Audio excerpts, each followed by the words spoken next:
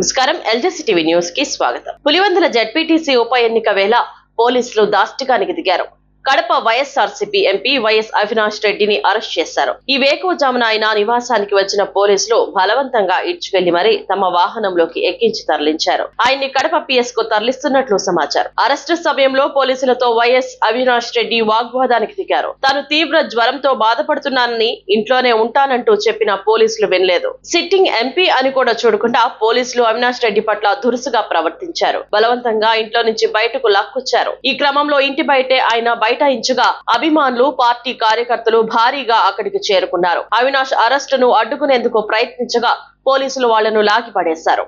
ఈ క్రమంలో ఆయన ఇంటి ఆవరణలో బీభత్సం సృష్టించారు. ఆపై చెప్పులు కూడా వేసుకోనివ్వకుండా అవినాష్ రెడ్డిని బలవంతంగా వాహనంలోకి ఎక్కించారు. అరెస్టు సమయంలో అక్కడే ఉన్న మీడియాతో ఆయన మాట్లాడారు. ఎన్నికలు జరిపే విధానం ఇదేనా? కేవలం వైఎస్ఆర్సీపీ ఏజెంట్లను టార్గెట్ చేసి టీడీపీ వాళ్లు దాడులు చేస్తున్నారు. మా కార్యకర్తలను వదలడం లేదు. పోలీసులు గూండాల్లాగా వ్యవహరిస్తున్నారు.